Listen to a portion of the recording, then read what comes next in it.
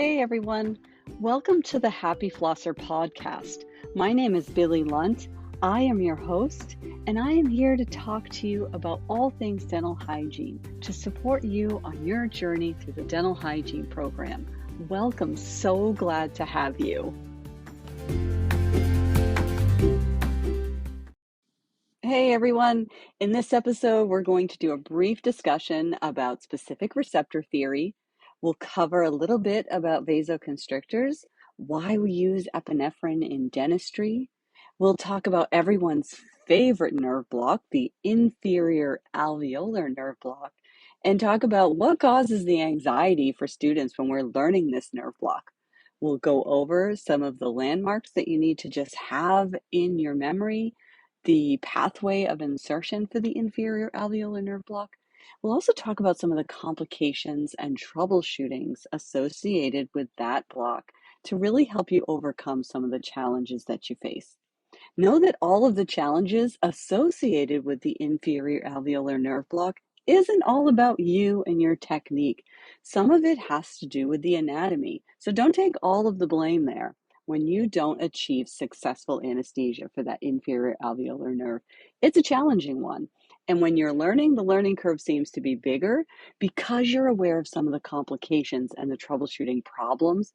So sometimes knowledge is scary. Instead of knowledge being power, sometimes knowledge is scary, especially when you know all the things and you learn all the things that can go wrong. Those seems to be the things that you're hyper focused on when you're first tackling this challenge. But know that you're stretching yourself into somewhere that's uncomfortable. And as you achieve comfort and success with the inferior alveolar nerve block, I have no doubt in my mind that you will become very proficient, very confident, and very successful in doing this injection. So let's talk about it. Hey, are you in dental hygiene school or just got your acceptance letter and just started dental hygiene school and you're worried about how you're going to fit it all in, what the evaluations are like, what the key strategies you need to set up in order to be successful? You don't want to have worked all this time to get accepted into dental hygiene school only to make some pretty major errors in your first and second semester. I've put together a course that will really help you set yourself straight right out of the gate and get yourself started on the right foot in dental hygiene school. Whether or not you're just entering school or you've done your prerequisites and you're just well on your way halfway through, this course is designed to help get you straight and keep you straight so that you can become a dental hygienist. Click the link in the show notes and check it out.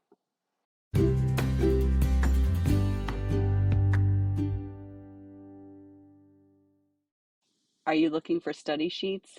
I've created study sheets that cover the content of this episode. If you're interested or that's something that's going to help you on your learning journey, you can click the link listed right in the description of these show notes. Happy studying! Specific receptor theory. What is that? All drugs work by binding to a specific chemical aspect or a receptor within a cell. And that drug acts by making modifications to the activity of that specific receptor. Now, drug receptors interact by different characteristics: affinity, potency, and efficacy. Specific receptor theory helps us to understand how local anesthesia works. It really helps us to explain how local anesthesia drugs impact the nerve membrane. The local anesthesia binds to a specific The local anesthesia binds to a specific protein receptor within the sodium channels, and only one molecule can occupy each protein receptor at a time. The local anesthesia molecule kicks out the calcium ion. It prevents depolarization, so there's no impulse. The local anesthesia molecule is binding to the protein receptor within the channel. The sodium ions cannot pass through, and this prevents the influx of sodium. And when a nerve is stimulated, the calcium is displaced, which allows the sodium ion to influx, the impulse conduction, and the stimulation of the central nervous system. Specific receptor theory interferes with the impulse excitation process in one or more ways. It alters the basic resting potential, the threshold potential, as well as the rate of depolarization.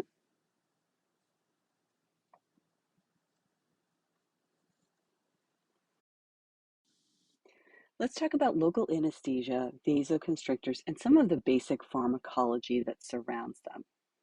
Now we know that local anesthesia is a vasodilator, which means that it increases the blood flow to and from the site where it is deposited.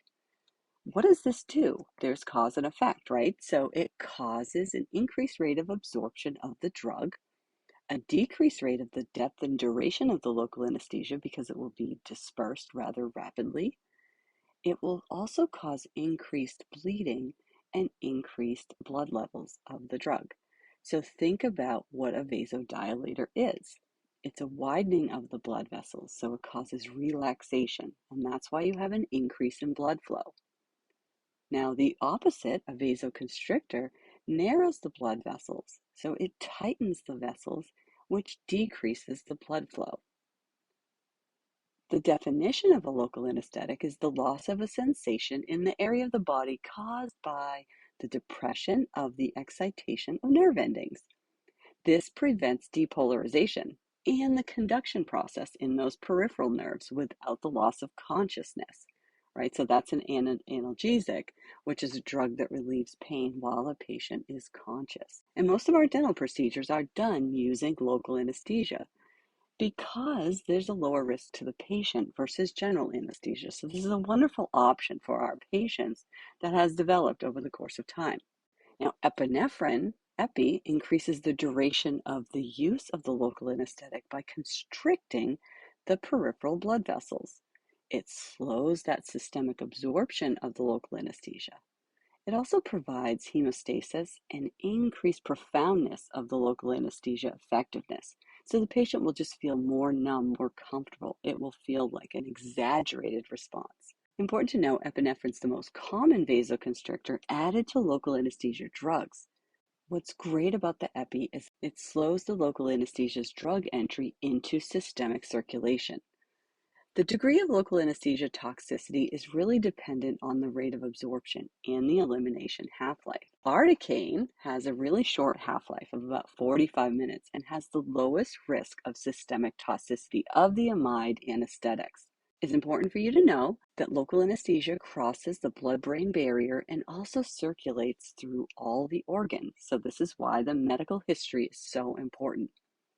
It also crosses the placenta and enters the circulatory system of the fetus, and this is why it's also important to understand which ones are safe with pregnancy. Articaine's been suggested for use with nursing moms and has the shorter half-life, where lidocaine's half-life is about 90 minutes. Now think about epinephrine. Very small amounts are used in dentistry because of the benefits. It's not ideal because we all know that the dental office is a very stressful environment.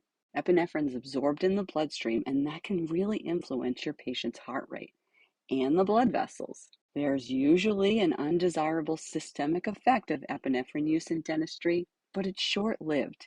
Epi's half-life is about 1 to 3 minutes. So after injection, that's the time of observation where you need to be watching your patient closely for those responses. Maximum recommended dose for a healthy patient is 0.2 milligrams. A medically compromised patient is 0.04 milligrams. Those are just numbers that you really need to memorize. Now, the dilutions of epinephrine are written in ratio form, unlike local anesthesia, which is written as a percentage. So 1 to 50,000 is the highest concentration of epi, and that's most effective with hemostasis.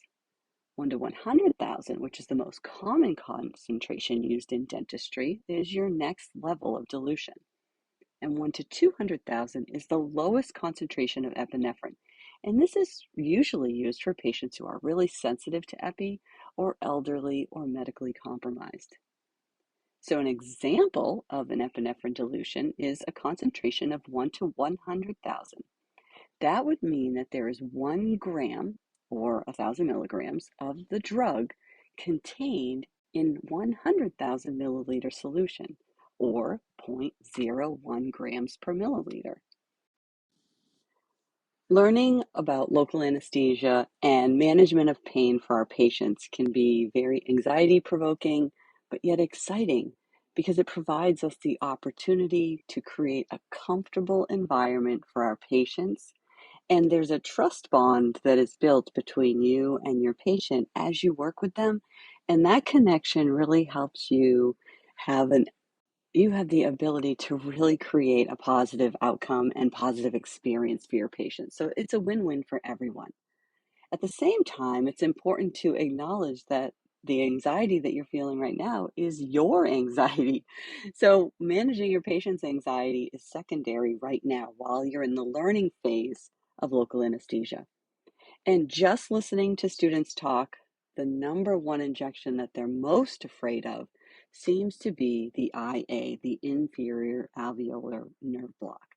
So, in this episode, we're going to talk about that nerve block along with some of the other mandibular injections. I don't hear too much anxiety, stress, or discussion about the lingual because that one's pretty straightforward if you're doing the IA. And the long buckle, I think the first couple of times you do a long buckle, it's stressful, but then after that, it seems to make much more sense. I do believe that the IA has the largest learning curve. And I promise you, once you do a few of them and you relax your grasp and you just kind of calm yourself and trust your knowledge, the rest of it just gets easier. One of the problems is that we run into those variants of normal where not every patient is the same. And so we can have a failure rate with the inferior alveolar nerve block, even if our technique is textbook perfect, because our patients have so many variations. And that foramen that you're looking for might be in a different location. The size of the lingula can vary between patients. And sometimes if you hit that lingula and you get stuck or you contact bone early, it stresses you out and you don't know what to do. Know that there's some wiggle room in there and you can relax your grasp and work your way around the lingula. The other variant of normal that tends to get in the way for students is the flare of the ramus. And unfortunately, we just can't do filtrations on the mandible because it's more dense than the maxilla. So filtrations will not work. So in order to provide comfort for our patients, we have to find those landmarks for the inferior alveolar nerve block. And we have to know that patients are all just a little bit different and there's going to be some variations there. Some of the other stresses for students is that because there's a higher rate of failure to achieve adequate anesthesia for patients, we tend to reflect and think that it's something we've done. But know that the landmarks are not always reliable. The other thing that stresses students out is when they get a positive aspiration. When you aspirate and you get a positive aspiration, it's a little bit alarming when you're first doing it. Know that the inferior alveolar nerve block has one of the highest positive aspiration rates. And sometimes you'll get partial anesthesia with the IA nerve block, but not enough for what you're looking for to have complete patient comfort. So that's a problem. Now, the inferior alveolar nerve block, when you are preparing to do that nerve block, you're going to palpate the area with a cotton tip applicator when you're placing the topical. And what are the landmarks we're looking for? We're looking for the coronoid notch with your thumb and the pterygomandibular raphe. That's your little sweet spot that we talk about. And when you're looking for the right angulation, some of the landmarks you can use for guidance is the occlusal plane of the mandibular teeth and those contralateral premolars on the opposite side of the arch. You're going to place your thumb on the coronoid notch. Keep your thumb parallel with the occlusal plane. This will help you with the angulation. The barrel of the syringe is positioned over those contralateral premolars. You're going to keep the barrel slightly above the occlusal plane as far as your angulation. You're going to insert slightly lateral to the pterygomandibular raphe. You're going to be about 2 to 3 millimeters superior to the greatest concavity of the coronoid notch, just medial to the internal oblique ridge. So you can see how important it is for you to remember and review all of your stuff from oral anatomy. If you're the right-handed clinician, it's probably most comfortable for you to sit at 8 or 9 o'clock if you are doing the inferior alveolar block towards you. And you may feel more comfortable sitting at 11 o'clock if you're doing the inferior alveolar nerve block away from you. And the opposite is true for the left-handed clinician. Let's just have a visualization of the needle pathway. The needle pathway goes along the lateral aspect of the pterygomandibular raphe through the thin mucosal tissue and the fibers of the buccinator muscle into the pterygomandibular space. It passes lateral to the medial pterygoid muscle, the lingual nerve, and the sphenomandibular ligament. It's just superior to the lingula and the mandibular foramen. Now, it's ideal for us to aspirate on two planes, especially if you have drifted from your targeted site, which often happens. And you'll know if you've drifted from your targeted site if you are not still positioned over the contralateral premolars. I cannot stress this enough. You must contact bone when you are providing the inferior alveolar block. Withdraw about a millimeter, aspirate, and then slowly deposit. It should take you about 60 seconds to deposit your anesthesia, about 1.5 milliliters or 3/4 of a cartridge. If you go too fast, your patient will feel it. If you go too slow, your patient will think you're taking too long. So there's this magic spot in the middle, and you can do some distraction techniques with your patient while you are doing that 60 seconds of injection. I want you to know that if you do not achieve success when you are performing the inferior alveolar nerve block, know that poor technique is not to blame all the time.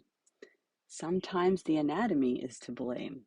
There might be an absence of the pterygomandibular raphe. The most common reason is due to technique at first, but know that it's not because of your technique.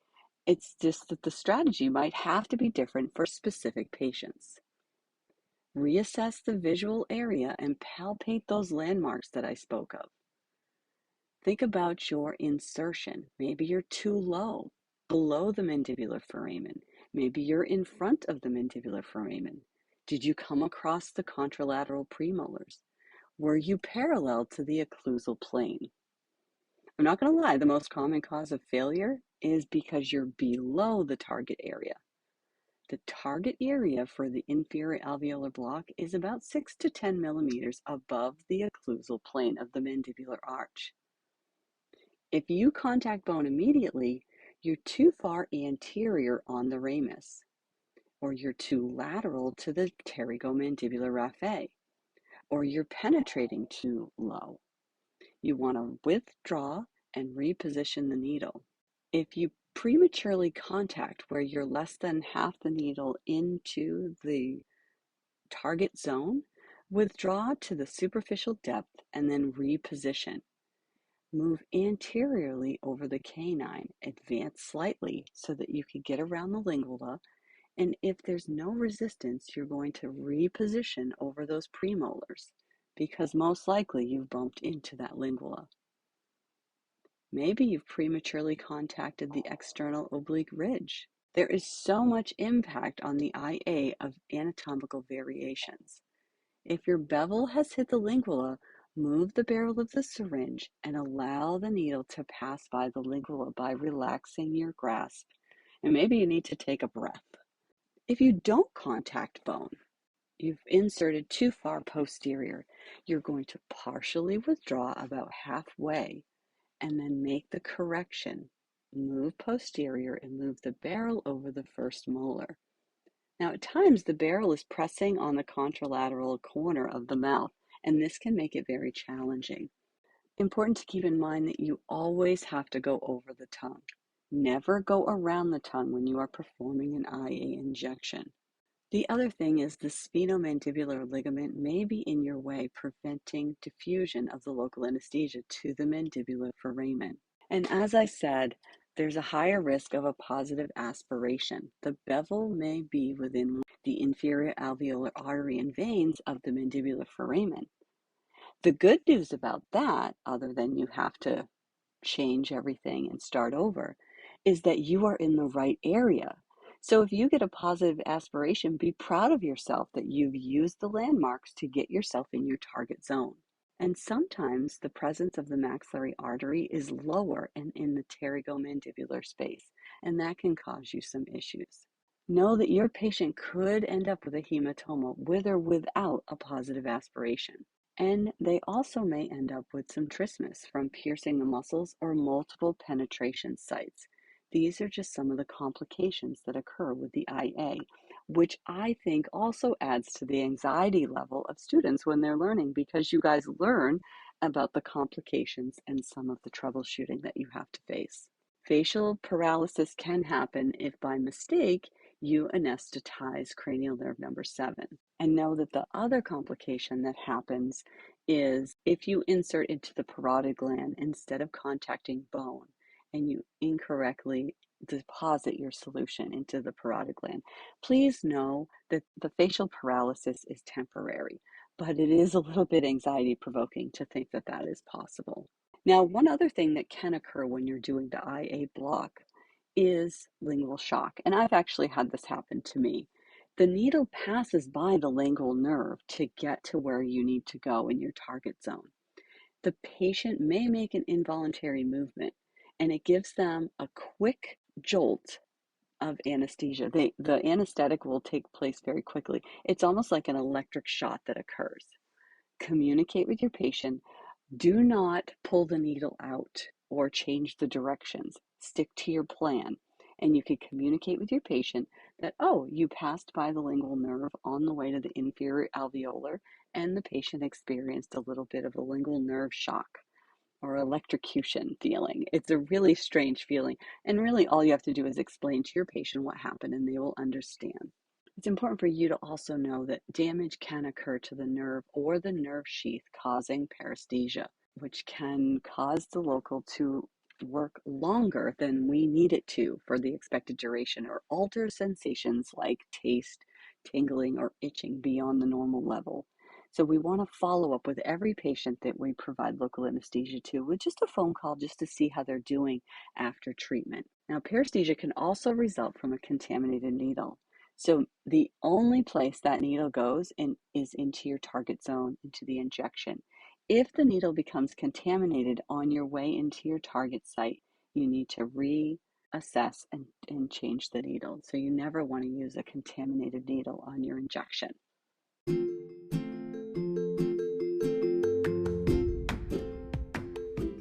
I would invite you to send me any questions that you need answered. Questions come up when you listen to this podcast.